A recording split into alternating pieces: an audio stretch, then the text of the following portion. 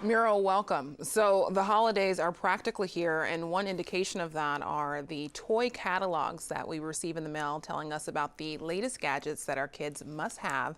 But this year, instead of coming from Toys R Us, because Toys R Us is now defunct, coming from Amazon. Why would the online retail giant get into the business of these online catalogs? What's the marketing benefit?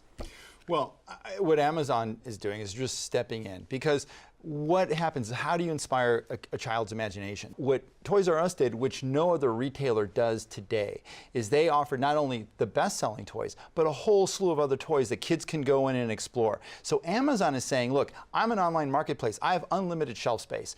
I'm going to take over this. I'm going to be the place where people go for the best new ideas. And so they want to take ownership of that over a Target, over a Walmart, over any of these other retailers. And what's happened is that all these toy manufacturers, especially Hasbro and Mattel, had horrible last quarters because of the demise of Toys R Us.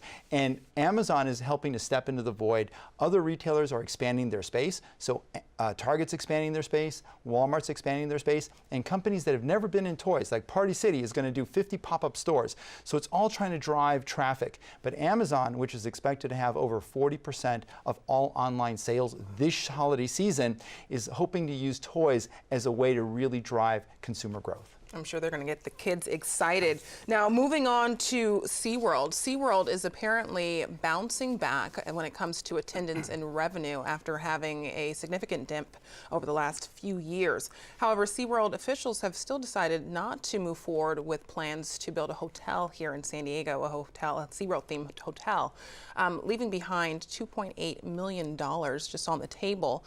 What could this potentially mean for the financial health of the park? Well, it really shows a lot of confidence in SeaWorld that they're willing to pay a breakup fee to Evans Hotels to walk away from this deal, because what they've realized is that unlike, say, Legoland, which is up in Carlsbad, that had a lot of land, you could expand the park, you could bring in branded hotels.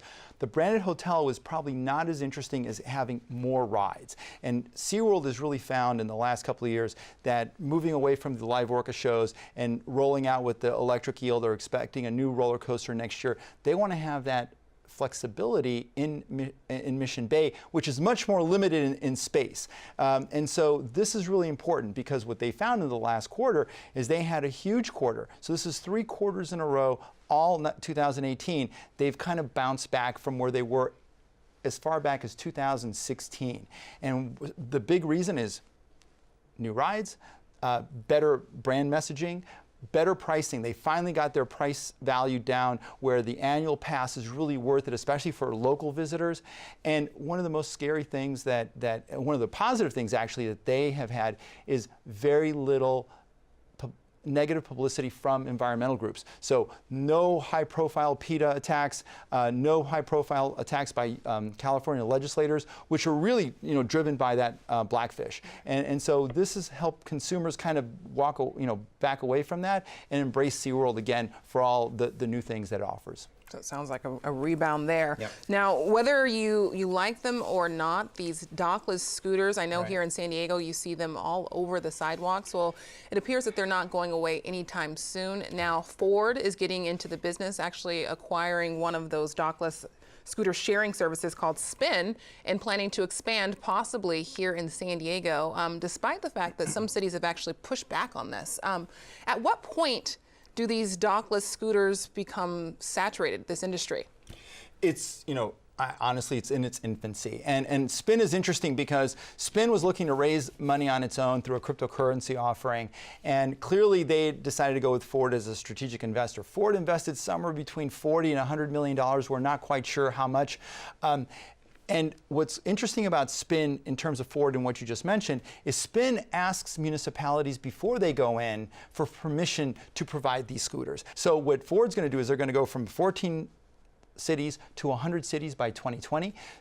Spin gets the resources of Ford, and Ford has an entire division called Ford X, which is focused on kind of alternative mobility, because who's not driving?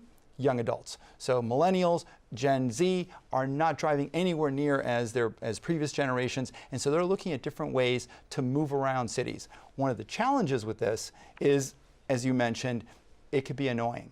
and there's injuries. There are lawsuits right now. Cities don't know how to deal with this, and more importantly, there can be consumer backlash. So Spin's approach of asking permission and working with the city, I think, will serve them well in the long run. So we'll be sharing the sidewalks for the near future. Yes, we will. Miro Copic, great talking to you. Thanks, Ebony.